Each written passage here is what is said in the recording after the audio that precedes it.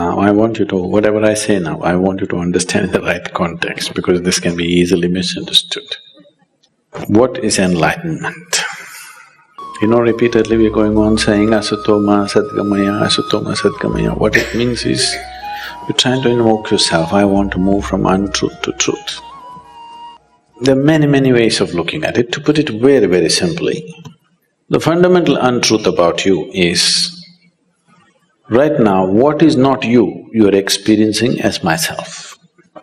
This is a piece of earth. Repeatedly we've gone over this. But right now, you experience this as myself. This is an untruth, isn't it? If I experience this a sofa as myself, definitely I need a couch, isn't it? Yes, sir? So, if you realize, I am not this, not intellectually, if experientially, if a clear separation happened, it would be natural to keep this aside and walk away, isn't it?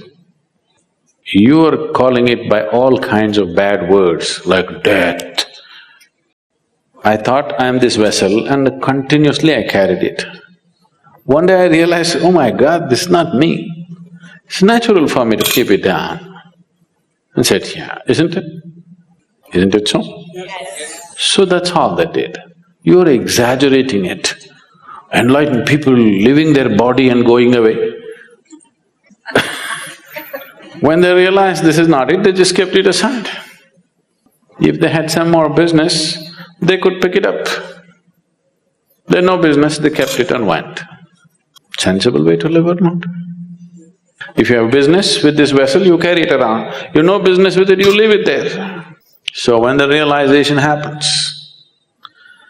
99% of the time, enlightenment and leaving the body happens at the same time.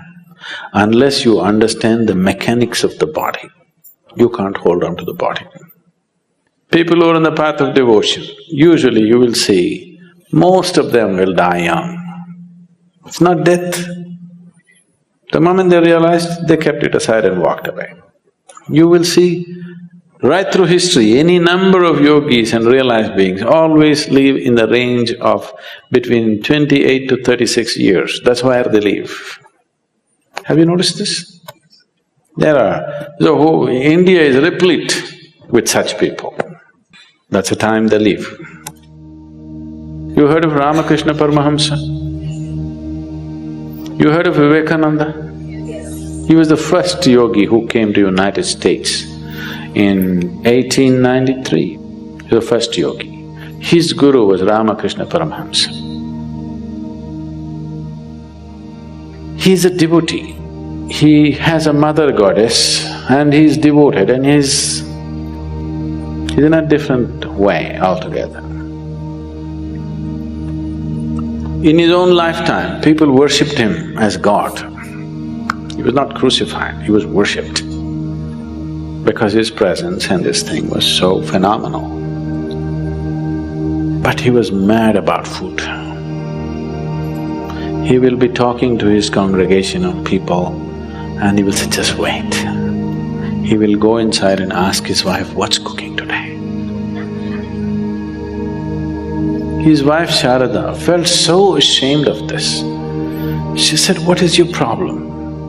Even I'm not bothered about food, what is your problem? We see you as God, what is this madness about food? I said, that's okay, but what's cooking? One day she felt so ashamed of this and she told him, I'm ashamed of you. Why are you mad about food? He said, the day you bring this food to me, if I show no interest in the food, you must know there are only 3 days left. He said this and 7 years passed after that. After 7 years, one day, she brought the thali and he looked away. She burst out crying. Suddenly she realized, only 3 days left. He said, no point crying, it's come, time has come. 3 days later, he left. So he was using his desire for food consciously to kind of stay with the body. If he doesn't desire food, he will go. So every day telling himself, food, food, food, food, food, food, that's not his nature. But he's creating the desire just to keep it going all the time. He sits here in the satsang and if the experience becomes big, immediately he gets up and goes and says, what's cooking, what's today, I want to eat this, I want to eat that. Just thinking about food, desire, creating a conscious desire for food just to stay glued. Either you must create a desire like this, there are other kinds of tricks, or you must understand the mechanics of the body. Understanding the mechanics of the body takes a certain amount of involvement, it doesn't just come. Realization can happen in a moment, understanding won't happen in a moment, it takes lifetimes of work.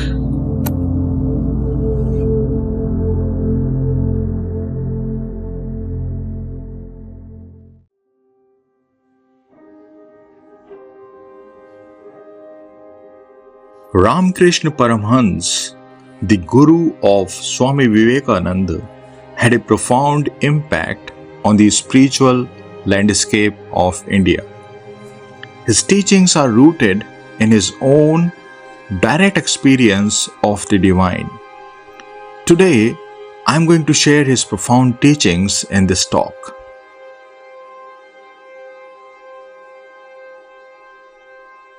Ramakrishna laid great emphasis on the importance of direct experience of your divine conscious nature. He would ask his followers to seek direct experience of their divine nature, rather than engaging in dry intellectual talk about it, rather than relying on intellectual understanding and blind faith. He would say, if you are thirsty, then you may talk about water for hours together, you may even do a PhD on water, but that is not going to quench your thirst. No doubt you will know all about water, but you will remain thirsty. Similarly, you can engage in discussion of your divine conscious nature for as long as you want, but that won't give you the eternal bliss. That won't give you the eternal peace that your whole being craves for. Nothing less than your divine conscious nature can give you the eternal fulfillment. If you want to experience the true freedom, the true fulfillment, then you will have to experience your divine essence beyond these temporary forms of body and mind. You will have to experience your divine conscious nature beyond this body-mind complex.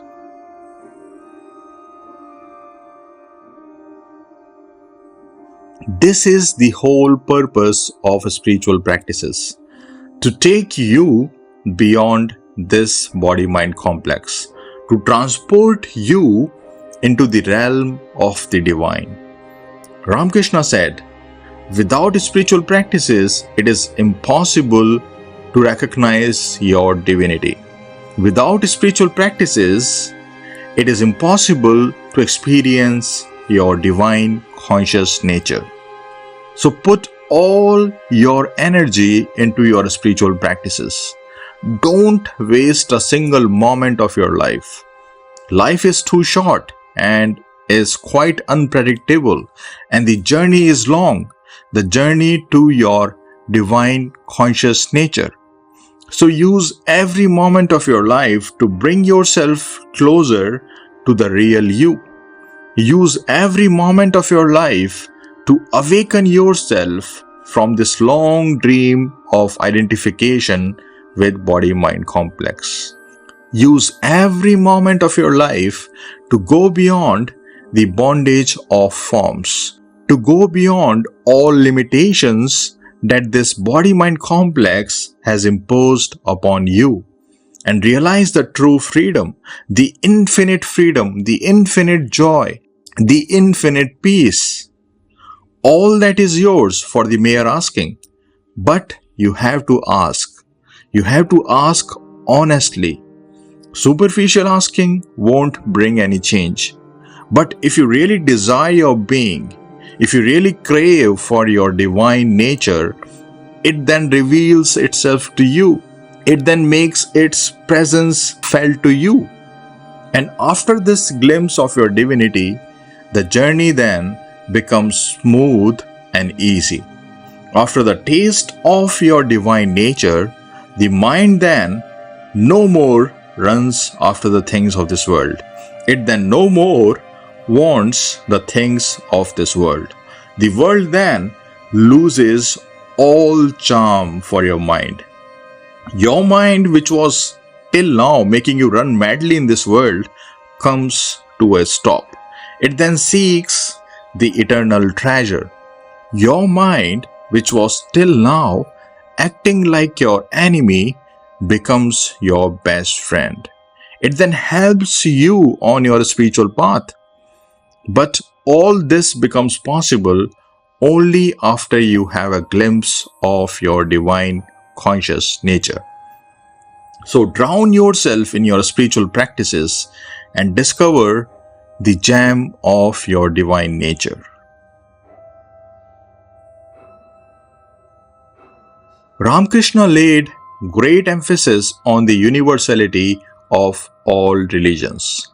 He said, all religions are only different paths leading to the same ultimate truth.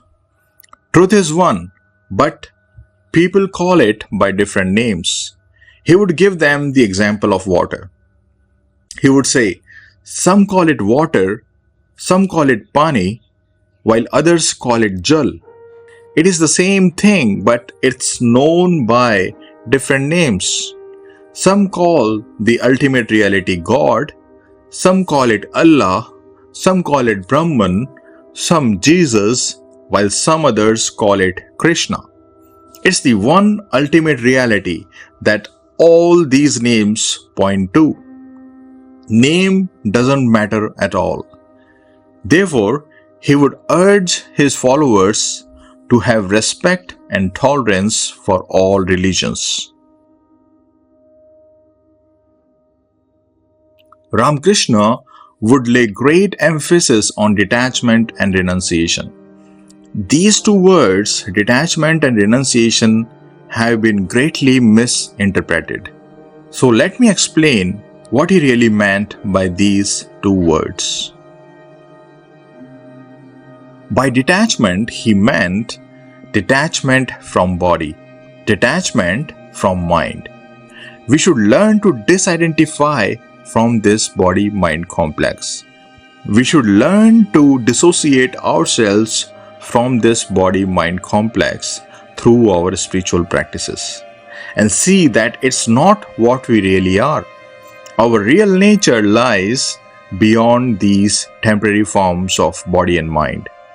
Once you can separate yourself from this body-mind complex, a gap is created. And in that gap, you can have a glimpse of your divine conscious nature. By renunciation, he meant that you should renounce all desires which increase your identification with your body. You should renounce all desires which make you feel that you are the body. Remember, the root of all your problems lies in body consciousness. The root of all your suffering is in the body consciousness. So you must see what is it that increases your body consciousness. Once you find it, then drop it then and there.